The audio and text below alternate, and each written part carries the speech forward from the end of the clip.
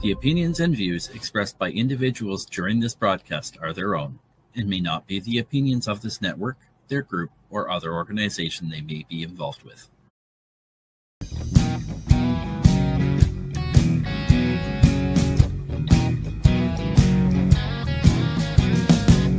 I'm looking at myself, reflections of my mind. It's just the kind of day to leave myself behind. So gently swaying through the fairyland of love. If you'll just come with me, you'll see the beauty of Tuesday evening news. Tuesday evening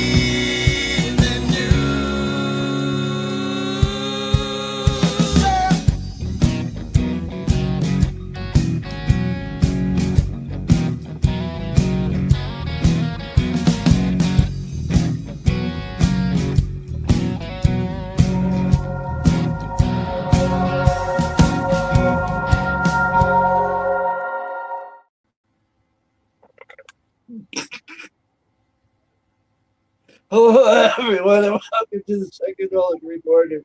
This Tuesday, the 5th, here on Ep205 Network, episode. Oh crap! I forgot the number. I think it's 205.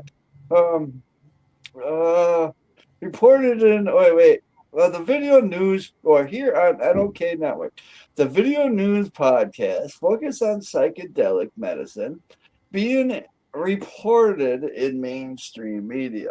Shout out to the guys in Dead Ringer from Kirkland Lake, Ontario, for the awesome intro track, originally recorded by the Moody Blues, with some customized changes for our show. I am joined by my amazing joint host, Sarah Simpson, along with the one and only Buffalo of Various, who is choosing all of our stories for us. And Kim Cooper's in the back, smoking dabs and watching us working. Wait, where was I? Because I added that shit. No, that's what I get. Oh, wait. Hello, Tara. Well, hello, hobbies, and hello, everyone. I'd like to take a minute to introduce Bufo. He's our Sonoran desert toad, or Colorado mud toad. Did you know he emits DMT from his skin? And while that sounds like great fun, park rangers would like to remind everyone, please don't lick the toads. Don't like the toads. And, No? Yeah, that's the same as if you're out there trying to lick a toad. Don't grab cactuses and eat cactuses either. Exactly. So, Yeah. We have a busy. How was your week? My week was good. This past week, I spent a lot of time with my new grandbaby and helping mom and dad adjust to parenthood and all the chaos that brings. And it's been good. It's been good. Finally back to the gym. And I took a couple weeks off because I had sheer chaos of, prepping for crawl and then, helping my daughter through labor and then being there for them for the first week. So now it's back to the daily grind of things that Tara has to do to keep herself going. Right. Oh, that's awesome. That's awesome. And it's been a busy week of psychedelics. It's last week and the week before it was a little slower because everybody didn't know what to do because the president signed those papers to fast track stuff. Well, now everybody got after bumpkins and started doing stuff, and that brings us to our first article right here from BBC.com. And they state magic mushrooms could help people quit smoking. And this is written by Rachel or Rochelle. I think the way it's spelled is Rachel Newer. Yeah, this is an interesting one, especially for us cigarette smokers, because it is hard to quit. Tobacco is one of the toughest drugs to quit. The nicotine it contains is as addictive as cocaine or heroin. Perhaps even more so. In surveys, around 70% of adult smokers say they want to quit, yet those who try, less than 1 in 10, succeed in any given year. Evidence is growing that certain psychedelic drugs may offer some people an off ramp from smoking. In a 2017 survey, for example, 781 people said that tripping on LSD mushrooms or other psychedelics had either allowed them to reduce smoking or quit altogether. Why? The solution seems to be of the philosophical kind. Nearly though all of those who managed to kick their nicotine habit reported a common insight. They suddenly felt that their life priorities or values had changed, specifically that smoking no longer served them. The magnitude of of the experience kind of overshadowed the previous insurmountable psychological challenge of quitting smoking, said Matthew Johnson, lead author of the study and a professor of psychiatry and behavioral science at Johns Hopkins University in the US. And it's not just anecdotal. These findings have held up in laboratory settings too. In March 2026, Johnson and his colleagues published the most robust evidence to date showing that talk therapy combined with one dose of psilocybin, the primary psychoactive compound in magic mushrooms, is significantly more effective for helping people quit than therapy combined with nicotine patches. 6 months after undergoing treatment, the 42 people who had taken the dose of psilocybin had 6 times higher odds of having quit smoking than those in the nicotine patch group. Psychedelic drugs remain illegal in most countries around the world, and their use in research or clinical trials is tightly controlled. Yet there is growing evidence suggesting that they could be used to help treat a range of mental health conditions and addictions. There hasn't been a new smoking cessation medication in the United States in 20 years, so the potential here is exciting, said Megan Piper, professor of clinical psychology at University of Wisconsin-Madison in the US, who was not involved in the research. Smoking is the leading preventable cause of death and disease worldwide, she added. So we need more tools to help people quit. But exactly why magic mushrooms help people stop smoking isn't clear, and scientists question whether these results are replicable in a larger, more diverse population and what psychological or physiological mechanisms are really at play. We don't know a lot about how this works, although you don't need to know how something works for it to be FDA approved, said Johnson. That's actually kind of scary. You should have to know how it works and why it works before things come on the market. Right. Well, psychedelic drugs have long explored for their potential ability to alleviate various types of addiction. In the 1950s, researchers used LSD to treat alcoholism, sometimes successfully. MDMA also helped clinical trial participants with alcohol use disorder to significantly reduce or quit drinking. Anecdotal evidence and pilot studies, meanwhile, suggest that ibogaine, a psychoactive alkaloid from Central African iboga shrub, can reduce opioid withdrawal symptoms and allow some people to stop using those drugs entirely.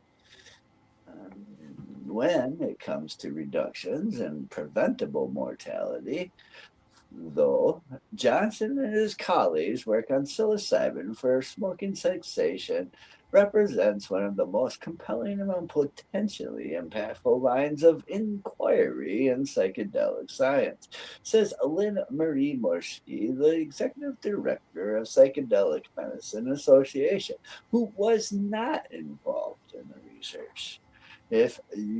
Johnson the researcher leading the trial became interested in smoking cessation in 2006. He often heard people describe psychedelics as one of the most meaningful experiences of their lives. But as a scientist, he wanted to precisely measure what that meant. Word to word, he says, I was ultimately most interested in behavior change.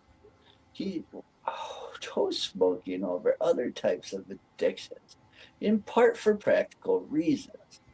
Compared to other substances, people use the biological markers of cigarettes can be measured more reliably and cheaply by taking a simple breath and urine sample. He was also interested in testing psychedelics on a type of addiction that did not entail the emotional turmoil and trauma of hitting rock bottom, but instead involved the equally addictive habitat that fits nearly into daily life, which in some ways makes it even more difficult to quit. It took Johnson years to pull together an initial study on psilocybin for smoking cessation, in large part because of a lack of funding. That small study, published in 2014, involved only 15 participants who had been smokers for an average of 31 years and tried to quit multiple times. Following the treatment with psychedelics, with patients receiving psilocybin 3 times with structured 15-week procedure that included cognitive behavior therapy, one participant reported no withdrawal symptoms from tobacco whatsoever. Another said it was like she was pre-programmed such that touching a cigarette wasn't possible. Johnson says, 6 months after receiving 2 to 3 psilocybin-assisted therapy sessions, 80% of the participants were still abstaining from smoking. Other behavioral and pharmacological therapies for smoking cessation typically achieve a comparatively meager abstinence rate of around 35%. The idea, it seems, showed promise. Wow. Yeah, a potential way out. In the latest study, Johnson and his colleagues recruited 82 participants and randomly assigned them to receive either a high dose of psilocybin, a capsule with about 30 milligrams of the drug according to body weight, or a nicotine patch to wear for several weeks. During the trip, some people reflected on their smoking habits while others didn't. All of the participants also then received 10 sessions of cognitive behavioral therapy spread over 13 weeks, each about a week apart, in which they talked to a therapist about quitting smoking. At the 6-month mark, 52% of the participants in the psilocybin group remained abstinent from cigarettes, compared to 25% in the nicotine patch group. Dominic Morisano, a clinical psychologist and adjunct professor at the University of Toronto, Canada, who was not involved in the work, says the new findings are incredibly interesting. Smoking cessation is a notoriously challenging outcome to achieve with traditional treatment means, she says. Based on Johnson and his colleagues' findings, she predicts that psilocybin-assisted therapy will become an important means of bringing people relief. She added, however, that they will need to be replicated with a larger, more diverse sample. This was a small pilot trial with highly educated, mostly white participants with a history of psychedelic use, she says. It's not clear if psilocybin would be as effective for all people who smoke. As a small preliminary study, it also is still unclear whether the percentage of people who quit smoking after taking psilocybin will really kick the habit for good, such as whether such promising results can be replicated in larger studies or whether there are risks and side effects that haven't yet emerged, Johnson said. Johnson and his colleagues are currently conducting just such a follow-up study, a large double-blind randomized trial in several different locations.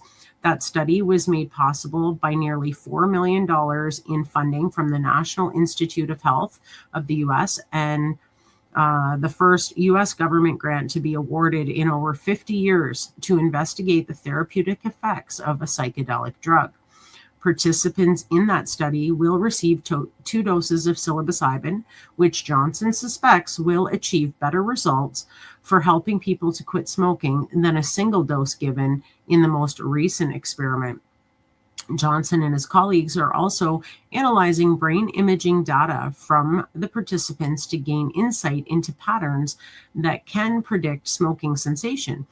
He suspects, though, that behavioral plasticity is at the heart of the change. If you have been stuck in a pattern for a long time, this can shake you up, Johnson said. It's not guaranteed, but it's potentially a potential way out of it.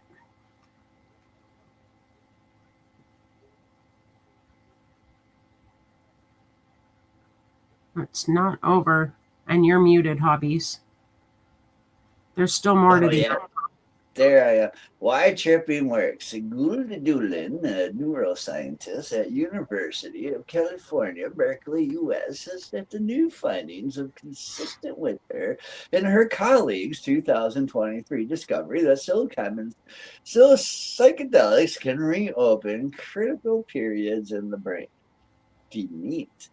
Windows of heightened sensitivity and malleability that are usually restricted to childhood when the individual is primed to learn new things. In this case, psilocybin is creating a window of opportunity for learning new habitats around smoking via cognitive behavior therapy. Doolin says, ultimately, the durability of therapeutic response is likely the last consequence of reconfiguring old brain patterns. Morisano similarly suggests that the therapist working with patients with psilocybin could take even greater advantage of the drug's induced neuroplastic effects by introducing other coping mechanisms for smoking cessation can enhance and help to maintain the antidepressant benefits. Exercise and grounding practices such as mindfulness and meditation have been shown, for example, to help some quit smoking. These can be integrated into psychotherapy before, during, or after a patient's psilocybin session, Morisano says. Addiction is a complicated outcome that is exacerbated by many factors that truly successful treatment will likely need to entail multiple factors as well. Morisano says, in today's complicated world, we need to be increasingly creative regarding the interventions that we provide to individuals who are struggling. Oops. Okay. Was that it? That was it. Oh. That's a neat study. I've heard that psychedelics have helped people quit smoking in the past. Some people have used ibogaine. Some people have used mushrooms. So it'll be interesting to see in this new study if they can replicate those same results, if not better. So they brought up Wisconsin, and when I worked in the treatment centers there and the mental health prison, smoking cessation was a thing. You know, it was a way to quit smoking. A lot of it was trying to break the patterns and acknowledge the anxiety that was causing you to smoke and the habits. Now, Wisconsin also embraces the abstinence method in addictions and whatnot. So for them to embrace psilocybin as a way to stop, it's really unique, and they've been testing and doing research out of there for a couple of years now. So to see them advocate this far into their testing program it is really cool. I like it. I love it. I love it. I love doing it. Yeah. Well, and I mean, we know that especially with cigarette smoking, it is not, so nicotine itself is only a 3-day withdrawal, but it's such a habit that's ingrained into smokers that becomes routine oriented. It's that's the mental addiction is the biggest challenge for anyone who's quitting. So if they can break that rigidity in our brains that makes us want to smoke, and rewire it a little bit with some psychedelics, and it has success, sign me up. Let's get this on the go, because I've been trying, man. I've been trying, and I'm not having as much success as I'd like. I'm getting there, but I'm not where I need to be. So. Oh, right. So check this out. So now we're going to jump over and on news.emory.edu stories, our next article in Emory University is Emory joins landmark $21 million NIH study of psychedelics for chronic pain in older adults. Yeah, so this is pretty cool too. Emory University has been named a national research site in a landmark $21 million National Institute of Health funded initiative, among the largest federal investments to date in psychedelic research to evaluate the safety and therapeutic potential of psychedelics for older adults. The project, known as Inspire Network, Innovate Science and of Psychedelic Inclusive Research in Elders, is the first federally funded clinical research program dedicated specifically to studying psychedelics in adults age 65 and older. As part of the national effort, the Department of Psychiatry and Behavior Science in the Emory University School of Medicine will receive $4 million in NIH funding to support its role within Inspire Network. This establishes one of the largest federally funded psychedelic research efforts ever awarded to Emory, and positions the Department of Psychiatry and the Emory Center for Psychedelic and Spirituality as leading contributors to rigorous evidence-based psychedelic science for aging populations. Funded by the NIA and the National Center for Complementary and Integrative Health, both branches of NIH, the Inspire Network is led by the University of Colorado and that shit's medical campus, with multi-principal investigators at New York University and the University of California, San Francisco. Emory joins the Dana-Farber Cancer Institute, Harvard School of Medicine affiliate, and the University of Nebraska Medical Center as additional national sites. The project will span 5 years, with the first phase evaluating safety and efficacy of psilocybin and LSD in healthy volunteers, followed by a second phase looking at psychedelic-assisted therapy for treating chronic pain, psilocybin for lower back pain, and LSD for cancer-related bone pain. Well, that is cool. Yeah. Shit. You want to go read one more paragraph? Yeah, while early studies suggest psychedelics may offer promising pathways for treating chronic pain, older adults have been significantly underrepresented in prior trials. The Inspire Network aims to close this gap by generating essential safety and clinical data for adults ages 65 or older who are disproportionately affected by chronic pain. Okay, I found myself. Chronic pain becomes more common and more eliminating as people age, yet current treatment options are often limited and come with a significant risk. Says L.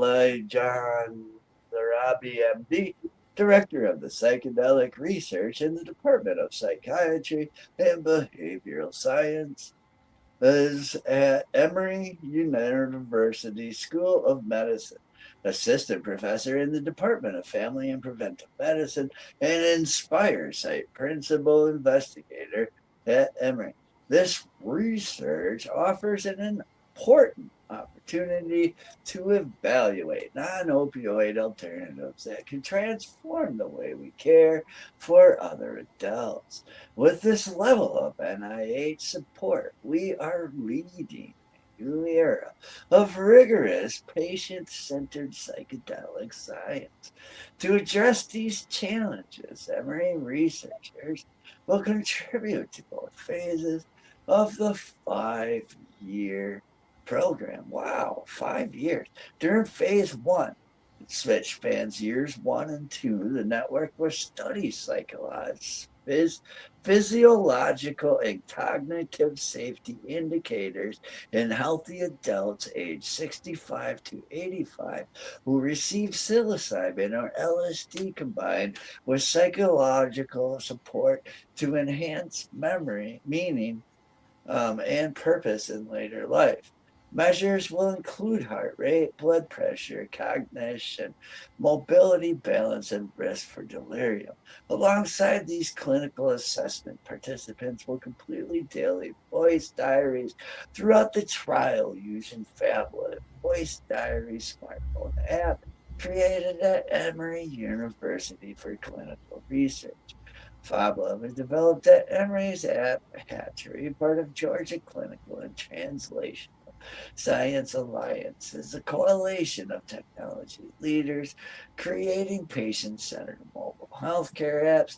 The app was created by Deanne Kaplan, PhD Director of the Human Experience and Ambulatory Technologies Lab at Emory University School of Medicine, in collaboration with Santiago Canado Alvarez, MS, co-director of Acts and Digital Platforms of NIH-funded App Hatchery. We built Fabulous so that participants could tell research about the daily experiences throughout the study in their own words, just as naturally as sending a voice memo to a friend, explains Kaplan, a co-investigator on the Emory Inspire team and an assistant professor in the Department of Family and Preventive Medicine at Emory. Wow. Yeah. Where did you leave off? I lost During it. phase two. Okay. During phase 2, conducted in years 3 through 5, 2 multi-site clinical trials will test psychedelic-assisted therapies for chronic pain. One will assess psilocybin combined with pain reprocessing therapy for chronic low back pain. The second study, LSD-assisted therapy for cancer-related bone pain in patients with breast, prostate, and lung cancers. Emory's contributions will include participant enrollment, trial conduction, data interpretation, and application of clinical insights from palliative medicine, geriatric medicine, neurology, psychiatry, and pain management. The Inspire Network represents a turning point in federally supported psychedelic research, moving the field beyond early proof of concept studies towards large scale, multi site clinical evaluation in aging populations. The NIH investment, including the $4 million supporting Emory's role, reflects a growing national commitment to advancing psychedelic science safely and responsibly. The data we generate will be crucial for determining whether these therapies are not only effective, but also safe and accessible for the populations that may benefit most, said Zarabi. Participant enrollment for Emory's phase 1 study is currently scheduled to begin May of 2026. Emory's investigators will continue collaborating with national partners as the Inspire Network advances its early clinical studies. And for more information, you can visit that clickable link below. Emory School of Medicine is a national leader in psychedelic research with multiple studies exploring potential treatments for a variety of conditions, including PTSD, depression, and chronic pain.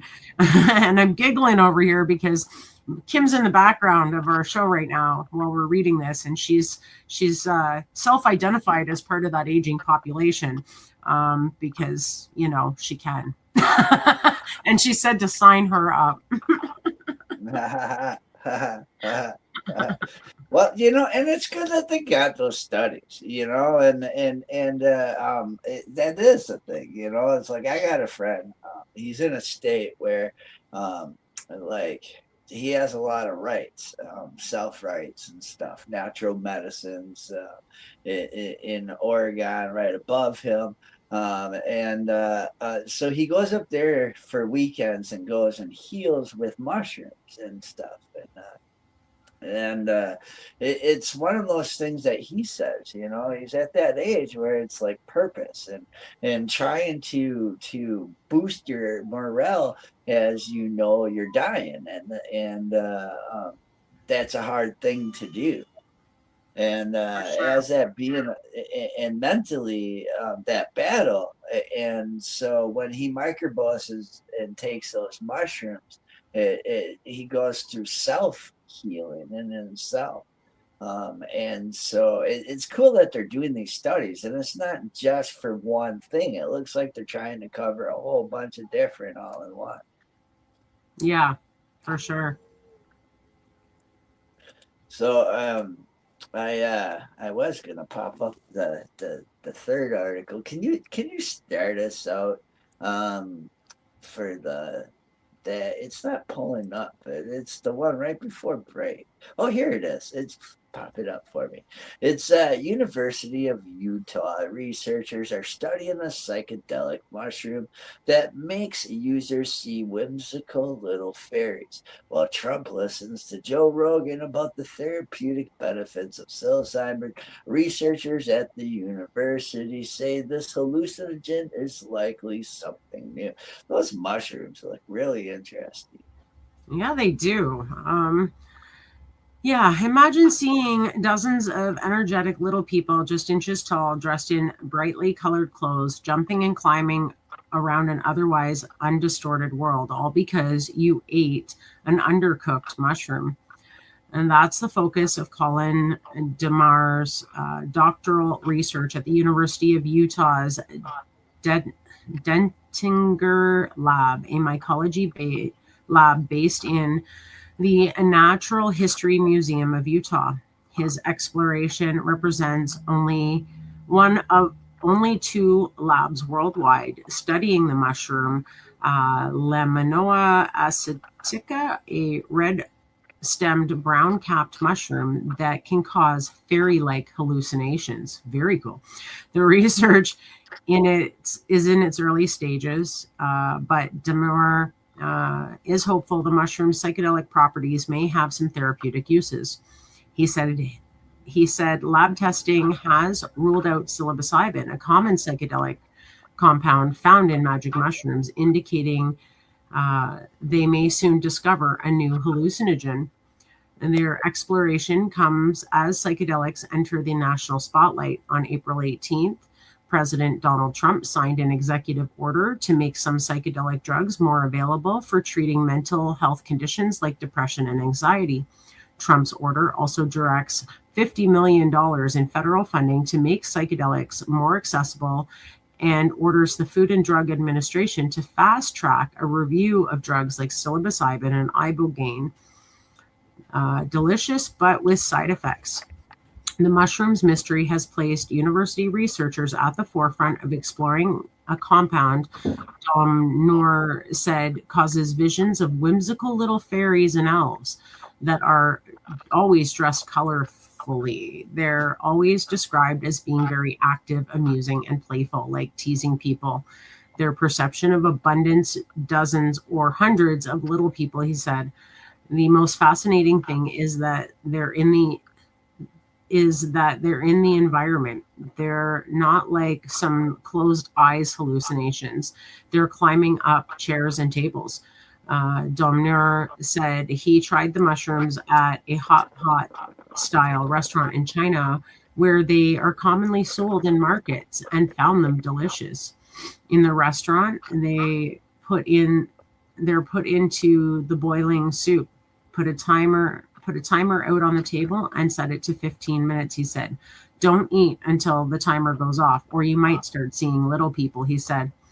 I had things to do, and I didn't want to have these hallucinations, so I waited my 15 minutes. The mushroom is delicious. I see why it's one of the most popular mushrooms there. The hallucinations can last for days, Domner added, emphasizing that Chinese researchers who treat hundreds of cases every year in the Yunnan province have reported no death or organ damage from all of the studies they've done. So it seems safe. It's just a food that has side effects, he said. People in China always described it as amusing and playful experience. They're neither afraid of it, but they're not seeking it out recreationally either. Well, that's interesting. Right. So the Dunsaniger lab uses genome sequencing, a method for decoding and analyzing genetic material to classify compounds found in the mushroom. So far, they haven't discovered the active hallucinogen in Lamoya asiatica. But we looked for every hallucinogenic compound that's known and haven't found them, so it's likely something new, and we had no idea what it could be. When I started, there was no research being done, which is why I was really excited to study it, Domnauer said. Domnauer began his research after hearing rumors around the world about the mushroom hallucinogenic effects. The first reports came in 1934 when foreign missionaries encountered locals in Papua New Guinea eating the mushroom and behaving very strangely. Later, anthropologists there documented locals who reported visions of little people after eating the mushrooms. Years passed, and in the 1960s, mycologists traveled to Papua New Guinea to test the mushrooms. They couldn't find any active compounds, so they concluded it was just a hoax, Hauer said. Then independently, there were reports in southern China of the same type of mushroom causing the same type of hallucinogens that those researchers were not aware of, he said. There have been reports of it for decades in the scientific literature of local people eating some type of mushroom and having these hallucinogens. But the science has not been well studied. Research barriers, Dr. credited Brian Denginger, the lab's director, for taking a chance and approving this research proposal. I suppose it was a risk because it was. A lot of people consider it to be fake or not real, Domnauer said. I've been driven by believing anecdotal reports, and I think the most fascinating or intriguing evidence because it shows that something is not well known. Destinger, who has a doctorate from the University of Minnesota, is the curator of mycology and an associated professor at the U School of Biological Sciences. He said the research began roughly 4 years ago after Domnauer's proposal. A lot of initial stages were trying to figure out how to get authenticated material, Detninger said. Eventually, Domnauer found a collaborator in China and was able to visit and acquire the original set of samples. Oh, wow, that's cool. Yeah. Where did we leave off here? There are no legal restrictions on lemon oil acid. Okay, in the United States, which streamlines their exploration,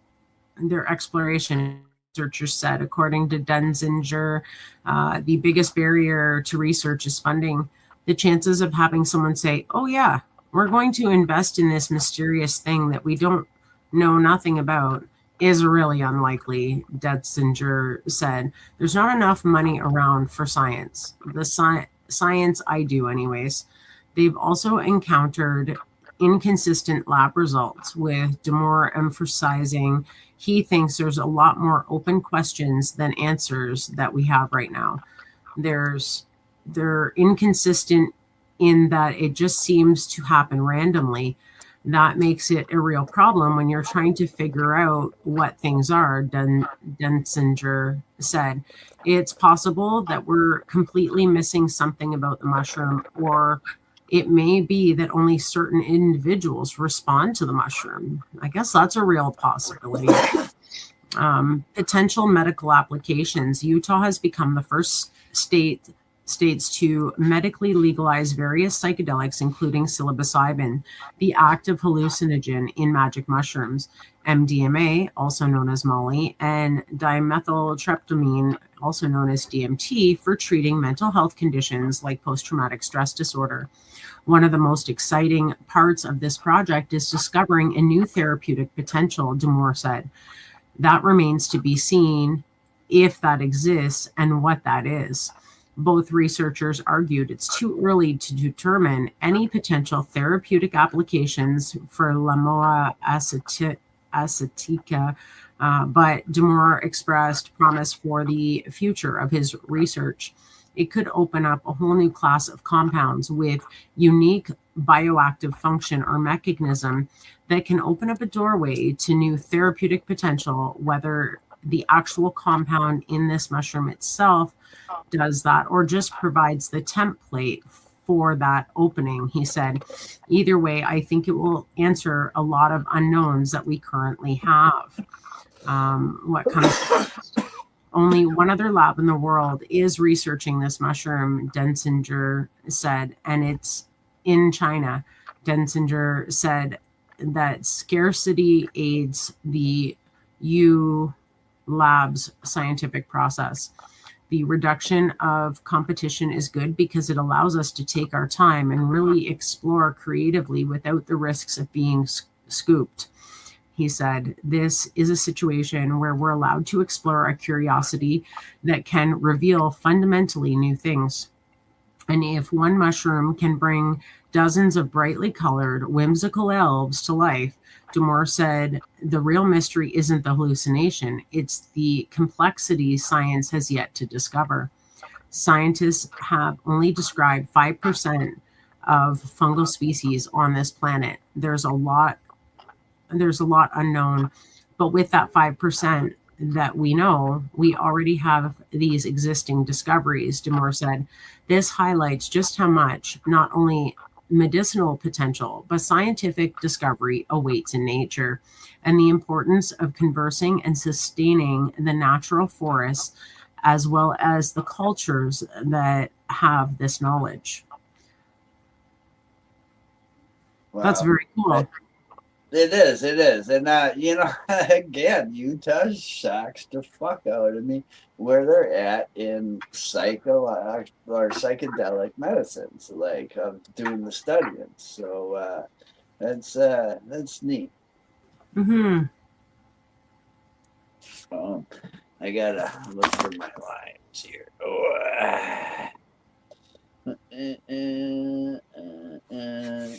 You would think after doing it for a couple of years, I'd know this shit for heart. Okay, it's medication time. That's right, folks. It's time to pay some bills. So stay tuned for a word from some of our amazing sponsors, and then we will return with more articles Beautiful has chosen making mainstream media news. Back in 4 minutes and 20 seconds here on Psychedelic Reporters on NLK Network.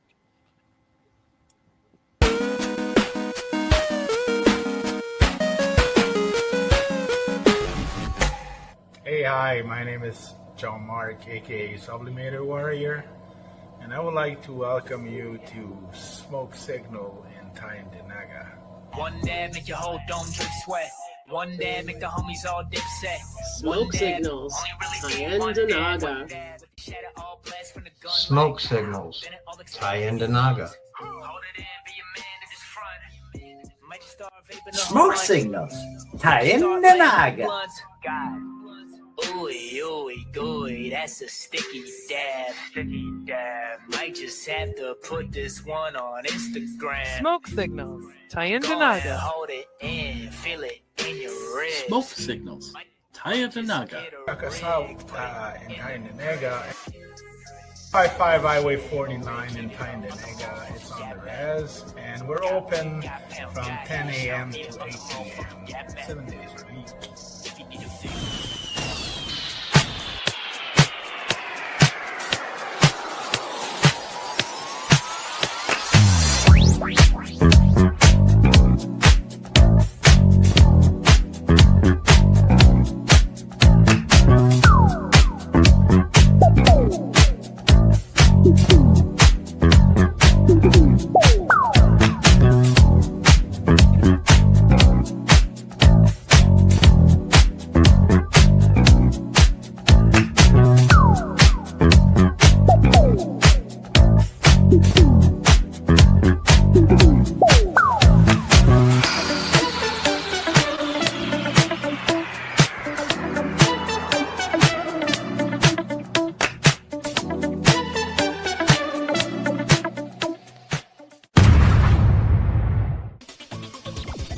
Advertising space available at NOK.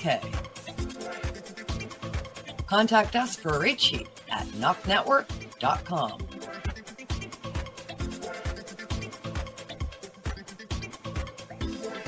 Send us a message on our social media platforms or email us at info@noknetwork.com.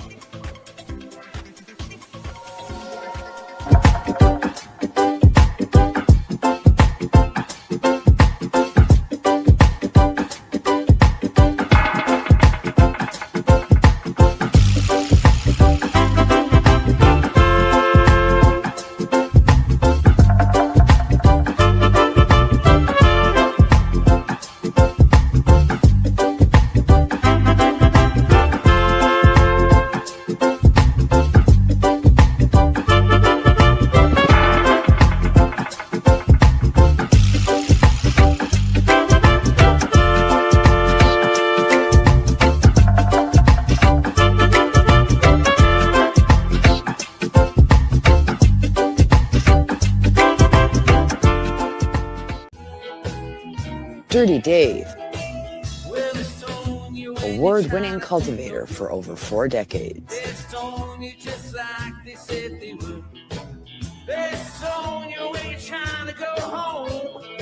Dirty Dave, prized genetics fueled by advanced nutrients, original OG organics.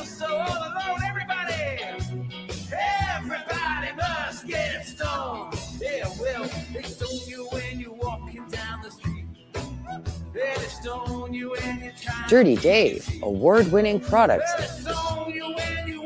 available at these fine establishments.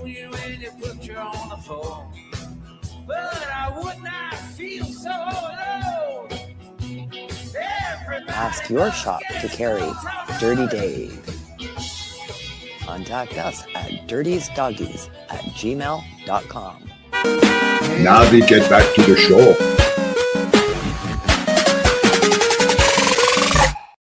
And we're back from our medication session here live on Psychedelic Reporters on NOK Network. Many thanks for joining. Wait, wrong part. Oh, okay. And we have another set of stories coming at you from the realm of psychedelic medicine. So let's get at it. Okay, so this next story comes from SpectrumLocalNews.com, and they state, inside the push to decriminalize psychedelic drug use in New York by Nicole Newman. Wow, this is really cool. Yeah, with a historic stroke of his pen, President Donald Trump signed what the White House is calling a groundbreaking executive order prioritizing breakthrough in research and access to psychedelic drugs for mental health treatments earlier this month. The order directs federal agencies, including the Food and Drug Administration, to speed up research, fast-track reviews, and expand the right for patients with life-threatening conditions to access investigational psychedelic drugs. A lot of veterans, in particular, aren't really excited about taking medication, or they've had experience with it and it didn't work, said Derek Coy, a senior program officer with New York Health Foundation. So knowing that a lot of these treatments are not synthetic, they're also an alternative to more traditional medicine, I think that's appealing, Coy said. While this development is promising, it's important to know if this option is right for you. What we've seen historically is that we're in the midst of a suicide epidemic, and vets with substance use disorder, be it opioids, alcohol, even cannabis use disorder, have disproportionately high rates of suicide, Coy said. This could be very promising for a lot of folks, but things like ibogaine that are part of the executive order, they could be very, very dangerous as well for folks with cardiac issues. So really understanding that this could be a great treatment option, but we need to understand how safe it can be and who it's right for. Back in March, the 2025 National Veteran Suicide Prevention Annual Report revealed that there were 44 fewer deaths nationwide in 2023, with 6,398 veterans dying by suicide compared to 2022. In New York, the Empire State is experiencing its highest level in more than 20 years. According to the New York Health Foundation, the rate rose to 24.9 per 100,000 in 2023, a 25.8% increase from the previous year. While firearms remain the leading cause of death, supporters of psychedelic drugs believe this executive order could potentially lead to a breakthrough to help drive down rates for veterans who are struggling with mental health issues. People who are using that, who are not sellers, who are not dealers, but are using it for their own therapeutic means, should not be criminalized because of that use, said New York State Assembly member Linda Rosenthal.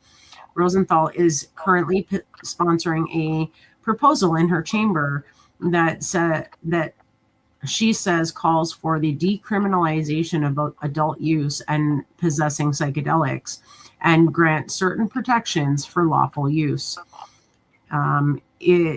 It's in committee. It's something that people have to get used to, said Rosenthal. You know, we just fought the battles of legalizing marijuana, which took 20 plus years for recreational use. So I thought I'd introduce it to open up a bigger audience to the issue and the subject. Rosenthal said feedback is a mixed bag, with some lawmakers expressing concern about misuse and others offering support. Oh, I didn't realize that was a whole article. Sorry, hobbies. So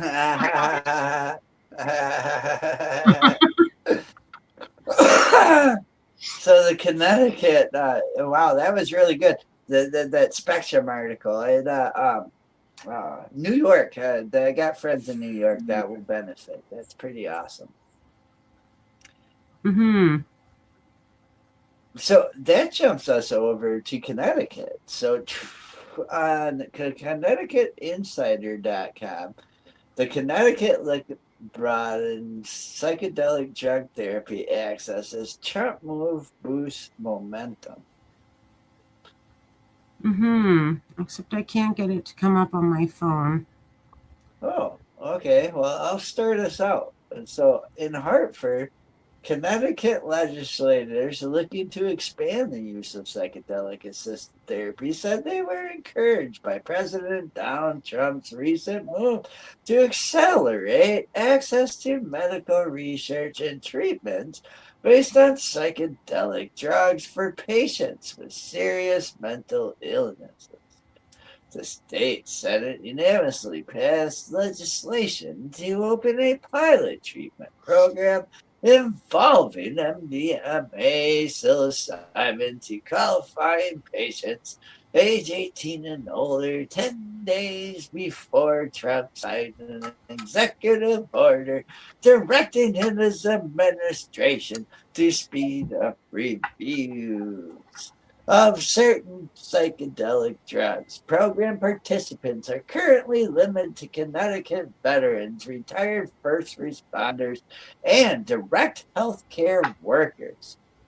FDA is now taking a series of regulatory actions to carry out the president's directive for prioritizing treatments for PTSD, treatment-resistant depression, and substance use disorder. Ooh, are you caught? Did you get it loaded up? No, I didn't. So I have to read off the screen that's scrolling really fast. So The results of the pilot program in Connecticut have been promising, he said. Clinical researchers overseeing the program reported to Public Health Committee that no serious adverse events have occurred to date. The Senate legislation now needs to pass the State House of Representatives before the session ends May 6th. It's a good bill, said Rep. Devin Carney, Republican Old Saybrook, a co-sponsor of the Senate Bill 191. It gives people an opportunity to try something different, to try to deal a lot of times with post-traumatic stress disorder, any mental health disorder it may help with. Trump's executive order signals support for psychedelic assisted therapy is national and bipartisan in scope, he said. Anything we can do to help people through mental health issues, I think, is fantastic, Carney said. So if this helps, I'm on board. But legislators who have advocated for decriminalization or legalization of psilocybin said they doubt the federal directive on medicinal use will help advance their cause. Currently, possession of less than a half ounce of psilocybin is a misdemeanor offense that carries a maximum jail term of up to 1 year and a fine of up to $1,000. The House of Representatives narrowly approved a decriminalization bill last session by 9 votes, but the legislation then died in Senate. The proposal sought to reset the penalty for simple possession for one-time offenders to $150 infraction with fines or subsequent charges ranging from $200 to $500. Decriminalization advocates opted not to introduce a 2026 version of the bill. In recent years, psilocybin and other psychedelics, including MDMA, have emerged as alternative approach to treating a variety of mental illnesses, including in Connecticut. Psilocybin is the naturally occurring chemical compound obtained from certain types of hallucinogenic mushrooms. MDMA is a synthetic psychoactive drug that is also known as ecstasy or Molly. The legislature and government, Ned Lamont, in 2021 established a working group to examine whether using psilocybin under the direction of a healthcare provider may benefit a person's physical or mental well-being. In 2022, Lamont signed legislation based on that study's findings and recommendations authorizing the state's Department of Mental Health and Addiction Services to establish a psychedelic-assisted therapy pilot program for Connecticut veterans, for retired first responders, or direct healthcare workers as part of an FDA-approved research program. The department partnered with the Yale School of Medicine to provide MDMA or psilocybin-assisted therapies through the pilot program. The legislature's budget office reported $2 million has been invested into evidence-based therapies for participating patients since the program's inception. The Senate bill proposes to open the pilot program to people who are at least 18 years of age and meet clinical eligibility criteria established by the Institute Review Board of the Yale School of Medicine, overseeing the pilot program. The legislation would also eliminate the current requirement that the pilot program be terminated if the U.S. Drug Enforcement Agency approves MDMA and psilocybin for medical use. The removal of the sunset clause would allow the program to continue in that event. Wow, very cool. That was awesome. That is. It's like now all these states are coming up with Utah, Connecticut, Cleveland. It's freaking awesome. Mm-hmm. So speaking on Cleveland, that brings us to this last article, WKYC.com, and it's going to be a video. And it states, FDA fast tracks Cleveland back from psychedelic studies for mental health treatments.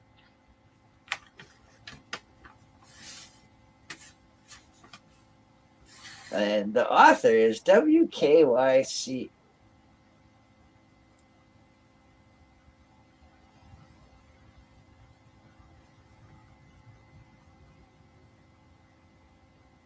I'm Monica Robbins with your top 3 health headlines. Nearly all parents say they felt stressed in the past month, and kids' mental health tops the list of reason why. Well, a new national survey finds children's behavioral issues and emotional well-being are the biggest parenting stressors, and nearly half of stressed parents say their anxiety makes their kids more worried too. The Kids Mental Health Foundation says daily conversations, stronger routines, and time for connection build mental wellness at home. Free resources for parents are available at kidsmentalhealthfoundation.org. After the president signed an executive order last week aimed at psychedelic drug treatments for mental health, the FDA is moving to fast track psilocybin, also known as magic mushrooms, and methadone, both given breakthrough therapy status that shows substantial treatment promise. Also this week, Cleveland Clinic received a national honor for discovering and isolating serotonin 78 years ago. The brain chemical associated with mood helped launch antidepressant medication, but the research is not over. With the American Chemical Society acknowledging the Cleveland Clinic being the first, the one to discover the chemistry that controls the brain. And we're not stopping there. We've continued over the last decades to continue to study all the kinds of chemicals that can affect your mood and behavior. And some of those are psychedelics. That includes psychedelic drug studies for postpartum depression, psilocybin for treatment-resistant depression, and LSD for severe anxiety. Similar research is happening at major medical centers across the country. Unexplained knee and back pain, it might be your shoes. Cleveland Clinic podiatrists say poor footwear can also cause bunions, hammer toes, and plantar fasciitis. Buy shoes later in the day because foot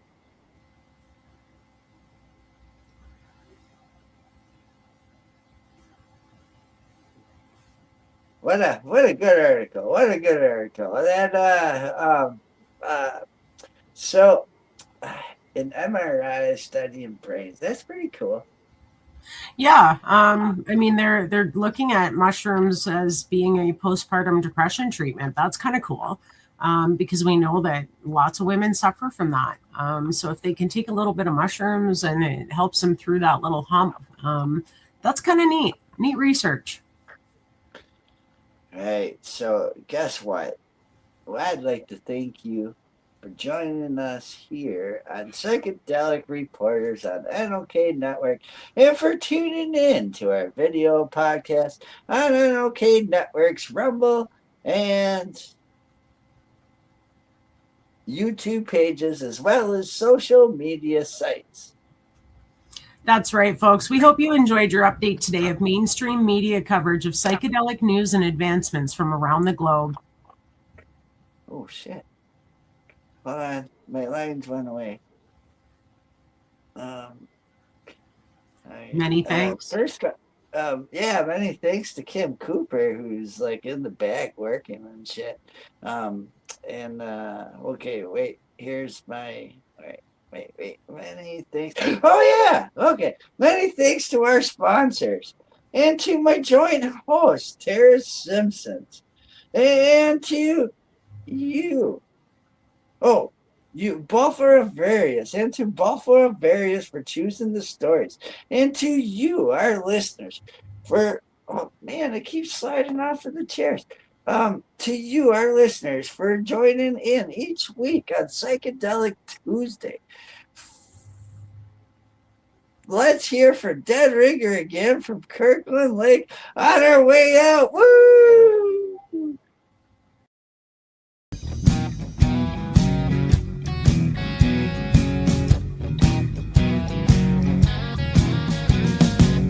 I'm looking at myself, reflections of my mind. It's just the kind of day to leave myself behind. So gently swaying through the fairyland of love. If you'll just come with me, you'll see the beauty of Tuesday.